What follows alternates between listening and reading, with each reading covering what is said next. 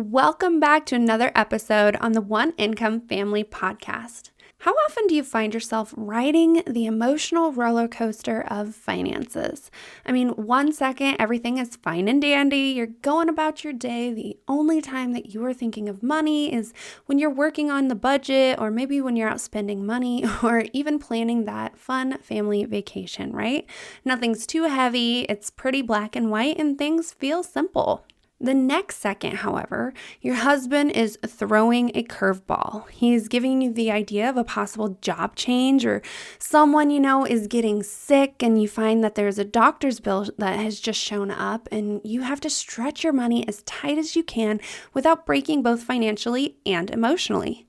You find yourself exhausted, irritable, and short with everyone. Then, piles on the mom guilt and wife guilt, if that's even a thing, making you feel like a terrible person, all because you're worried about the possible outcome of the change and only having one income.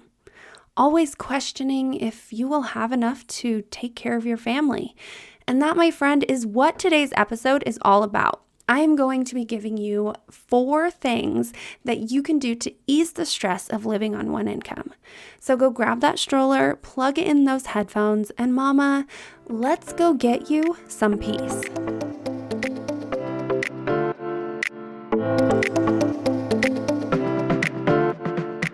Do you find it hard to save or get out of debt? Are you constantly searching for ways to save money and live on a budget? Do you have big dreams only to be stopped by not sticking to your budget? Are you ready for financial freedom? Then you, mama, are in the right place.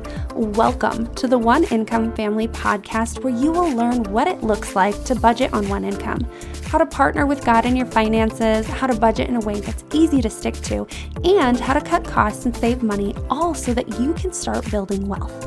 It is my mission to equip you with these tools so that you can live in abundance regardless of the amount in your account. Hey, I'm Molly, a budget coach for stay-at-home moms, and I know what it's like to struggle on one income. I've lived paycheck to paycheck, relied on being frugal, and failed many budgets until I learned how to budget without tracking. This has allowed my family to pay off debt and build wealth all on one income. So, if you are ready for financial freedom, then go grab that stroller, plug in those headphones, and let's get to it.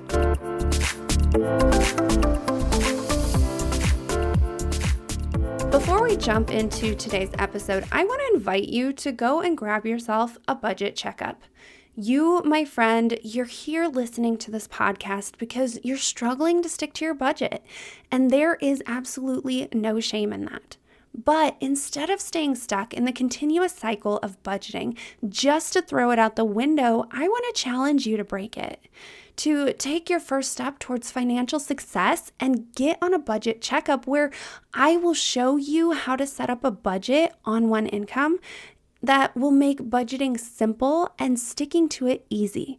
So go to calendly.com/Molly Bunnell and book your budget checkup today.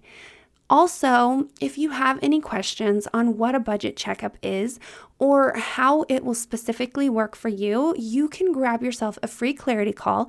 Again, that's at calendly.com/Molly Bunnell. That's calendly.com/Molly with a Y, B as in boy, ENELL, and see if a budget checkup is exactly what you have been looking for.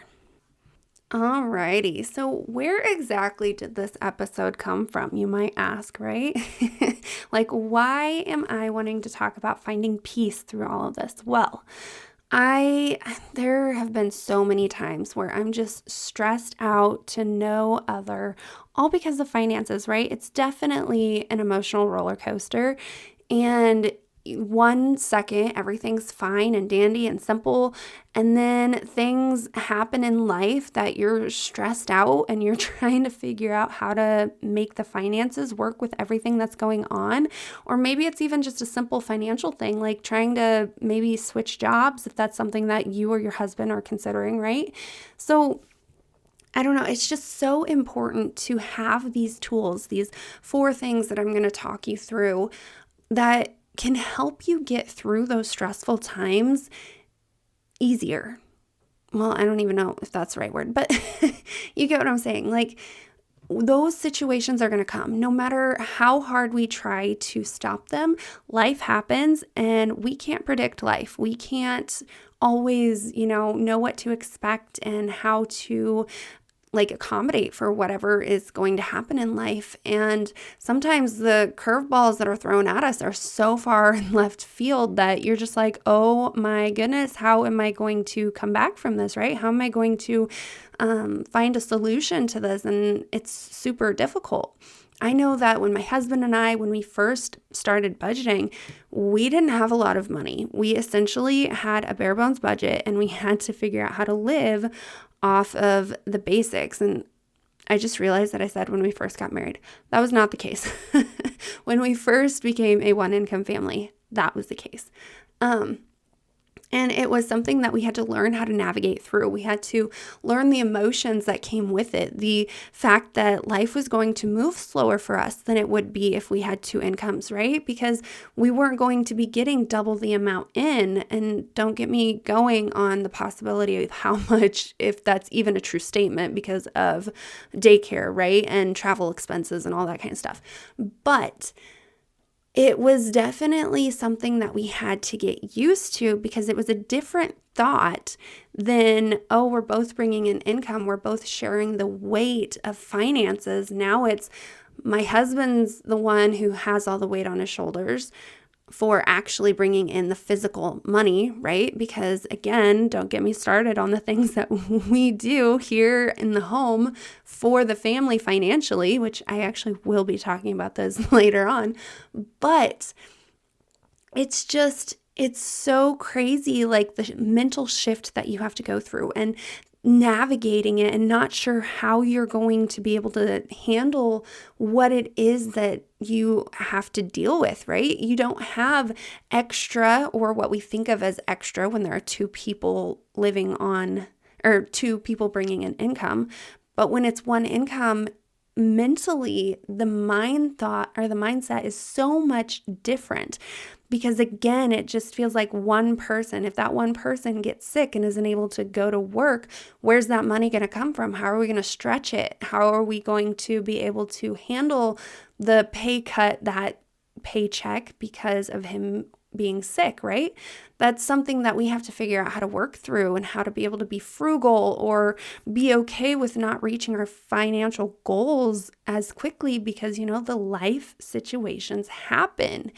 And it can be so stressful if you don't have something in place to help ease that stress, to help you get through and figure out how to manage the situation and find that solution that's going to help you have peace instead of sit in that stress and just be constantly thinking about it on repeat in your head. Like, what are we going to do? What are we going to do? How are we going to do this? It gives you a breath of relief knowing that there are things that you can do to make the situation easier, right?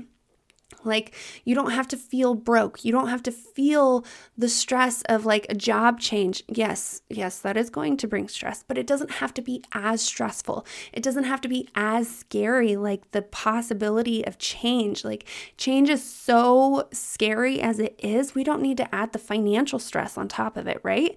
So that's exactly why I wanted to go over this today. I really wanted to give you the tools that you can use to get through those times, because they are going to happen no matter how much we don't want them to, without being overwhelmed and without impacting our moods and the way we act and the way we treat those around us, right? Because if we are allowing ourselves to get so stressed over our finances that we are treating our husbands really bad, that we are treating our children badly, or even neglecting them because we're so stuck in our brains, then that's not a place we want to be. Because again, that's where like the mom guilt comes in, and I don't know if this is a thing, but wife guilt.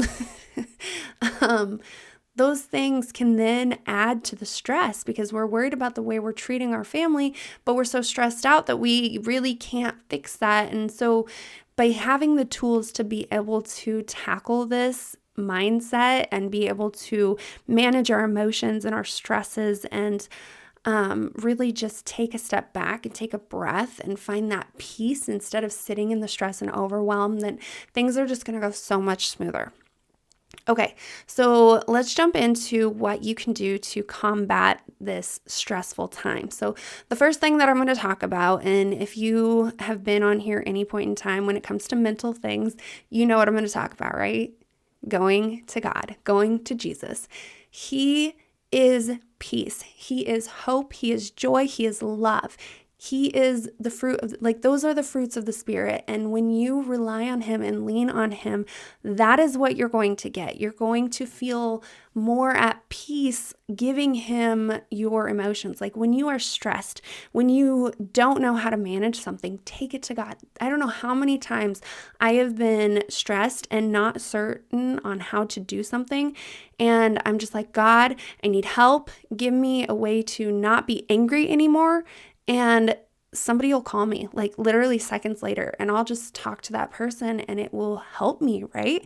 God gives us what we need in those times, and He is always there for us, right? So always go to Him first. And something that I want to talk about, or not really talk about, but I want to remind you about, is kind of like, having that faith and knowing that He is there. So what this reminds me of, this is what I'm trying to get at, but what this situation reminds me of is in the Bible when it talks about Jesus and calming the storm. So I'm not going to read it to you. I'm just going to kind of give you a synopsis so you can go read it. It's in Matthew, it's in Mark, there's multiple locations that they talk about this, but the one that I'm specifically talking about is in Mark. And it talks about how, Jesus, they needed a break. So He decided to get on a boat and go across the lake, right? Or the sea, whatever it was. Or maybe it was both. I don't remember exactly. But anyways, they get on a boat and a storm happens. And the storm's so rough that they're scared that they're going to drown. But Jesus is there on the boat sleeping, right? There are many things that if they would have sat down and thought about it, which again takes mental thought, that they would know that they're okay because one, Jesus is sleeping. If something bad were to happen, He would not be sleeping, right? He'd be up doing something to stop the storm if He needed to. So that's the first sign that they should have just been able to be calm. However, body is not that simple. And so then the next thing that they should have thought about is that Jesus is there for a purpose and that they are there with Him to serve that purpose with Him. And just like in Peter, when he, in further on in the stories, but when he gets on a boat and there's storms, he knows that he's going to live because Jesus or God is trying to get him to Rome, right? So even though there's a storm, he knows that he's going to live through it. The disciples should have been thinking about that too, because they had a purpose. They had a reason to still be alive, and they were not going to die in that storm. But when you are so stressed and you are so overwhelmed and in fear that you kind of just let that fear consume you, you don't think about stuff like that. And so that is why they went to Him and they asked for Him to help him. They were more like, how can you be sleeping in a time like this? This is scary. How are you not freaking out? We could die right now. What are you doing? Why aren't you helping us, kind of thing? And He goes, okay, I don't know why you're so freaking out right now. This should be something that you're calm. Why don't you have faith? You should know that I'm here and that you are safe, right? And so He's like, why are you afraid? And why do you have little faith, essentially? But again, like I said, when you are in the midst of it, you stress and you get so fearful that mentally you don't really think, right? And so essentially what I'm telling you with this story is I want you to sit down and I want you to think. I want you to look around at what's going on. And if you take yourself out of the situation, can you find a different solution? Can you see God working through what you're doing? Can you see maybe another route that you can take, or just settle down and not be so worked up because you take yourself out of the situation, right?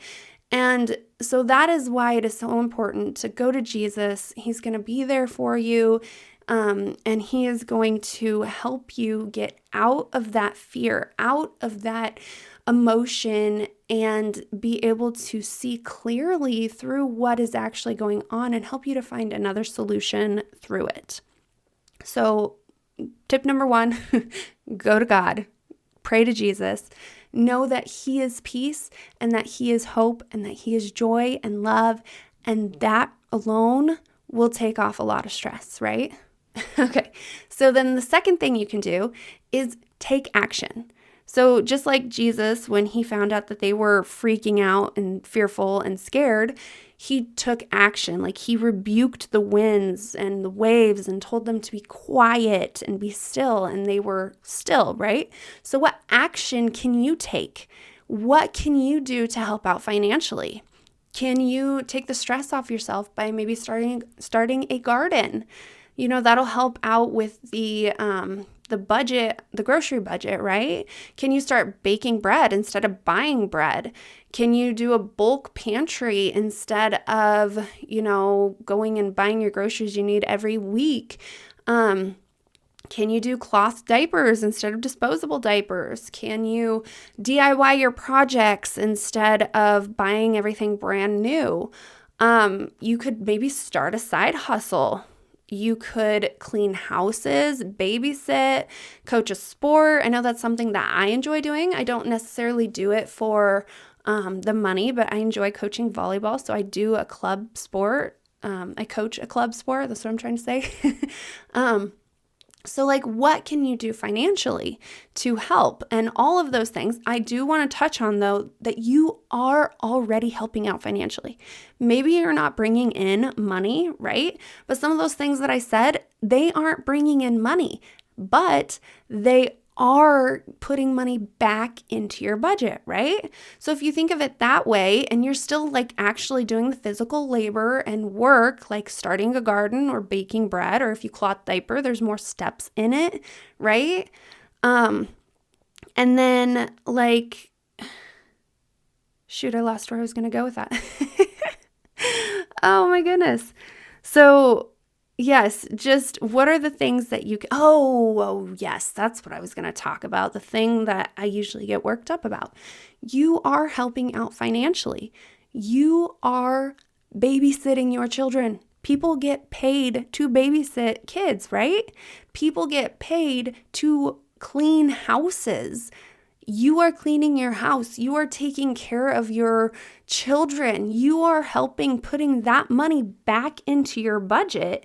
And so that alone is financially helpful. If you think about it, if you have 2 incomes coming in through the babysitting and the cost to get to and from your job and to and from the babysitters, you are probably breaking even, maybe making, I don't know, $400 to maybe $500 extra, which I know that can go a long way, but the amount of effort and the amount of wear and tear and stuff, you've obviously decided, because you are living on one income, that it's more cost effective to be home with your family. And, you get to be the one to teach your children. You get to be the one to speak life into your children instead of somebody else doing it, right? So there are so many pros and cons. I mean, pros, mostly pros, to living on one income. Yes, there are cons because it can be a struggle. It can be overwhelming, hence this episode, right?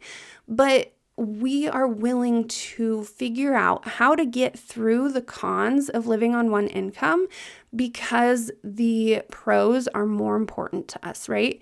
And so figuring out how you are helping out financially and really like speaking that to yourself and speaking that truth to your husband is going to really help you both out and mentally and emotionally be able to navigate the finances a little bit easier because you know that you are both contributing to the financial situation. Okay, so then the third thing that I want to talk about is get serious about your budget. I know that this can be hard and that you think that you're not able to stick to it. Well, how serious are you about it? I know at the beginning of my financial journey, like when my husband and I first got married, I set up this elaborate budget that was awesome. Yeah, we were both bringing in two incomes, right? But I wasn't truly serious about the budget. I sat down and I would fill it out every single month and I would try to track it later on, but it's not like I used it throughout the week to be able to track our finances. I kind of just went off of a hunch, right? And so if I'm not serious about my budget and if I don't have a budget set up that is simple to me, then I'm not actually going to try to follow it. I have created a budget now that allows me to be able to, if I slack off, I don't have to worry about getting off budget because I have eliminated, well, mostly eliminated the tracking part of the budget. So I don't have to stress out about whether or not I'm going to go so far over budget. Like if I go over budget, I know I'm going over budget because I have to transfer money in order for that to happen. So there are boundaries set up now that keep me from going over budget and I don't have to stress about that. And so if you are just setting up your budget and then just doing whatever throughout, not thinking about, well, am I going over budget? How can I stop? How can I make things easier for myself? Then you're just going to continuously stay in the cycle of going over budget. And then, essentially you're saying that you don't care. You're saying if you continue to just make the budget and then go over budget every single time, you're saying that it's really not that important to you to stay on task, right? Now, I don't want to get so into the weeds of this and be like, oh, you have to stay on budget 100% of the time because life happens and you're not going to stay on budget. Things are going to happen that you're not going to stay on budget with. But if it's you going over budget because of something you want instead of something that life throws at you, there's a total different story there.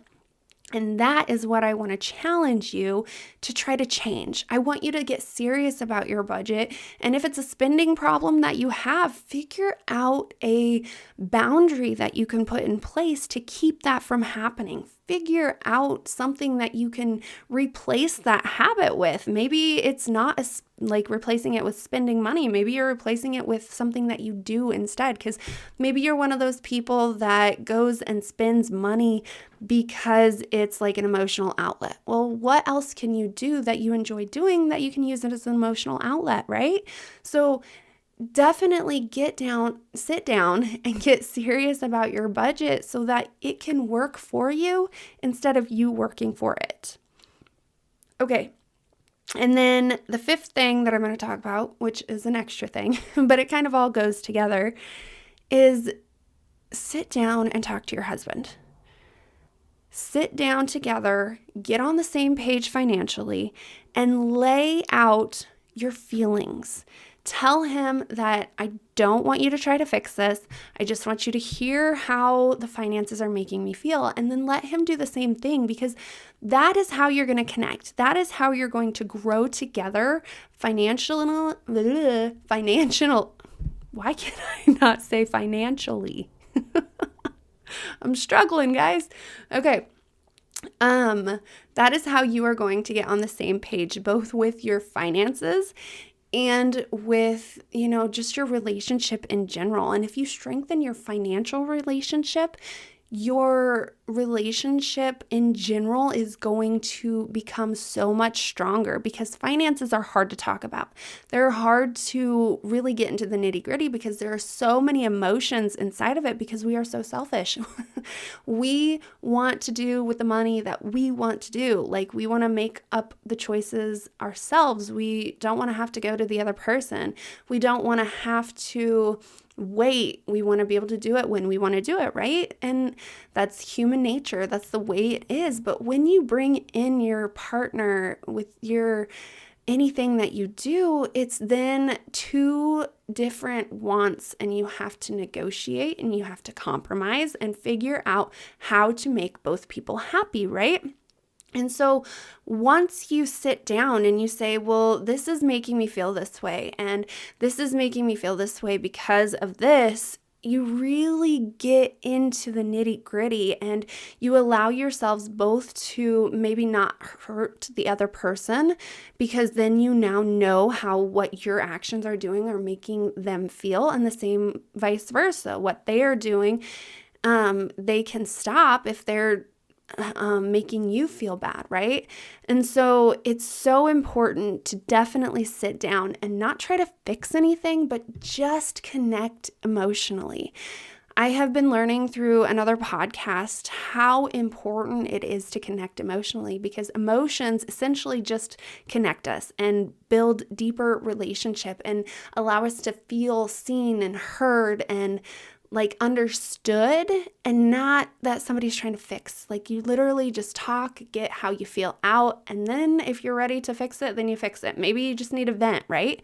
And so that is why it's so important, especially in your finances, to connect and share your feelings. It's hard, it's vulnerable, and we are so much better at keeping it inside, right? And trying not to hurt the other person's feelings. However, that is when the fights happen, is when we hold it in, and then something happens again and again and again and again, and we just explode at the end because we haven't been letting the pressure out slowly.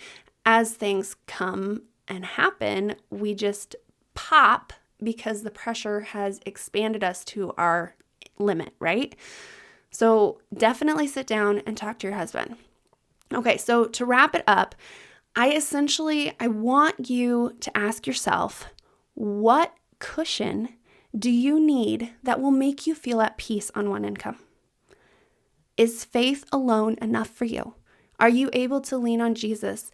I want you, first and foremost, to strengthen that relationship with God. If that is the first thing you do, go to Him, talk to Him, reach out, like let your emotions fly. Maybe get comfortable with your emotions first by going to God, right?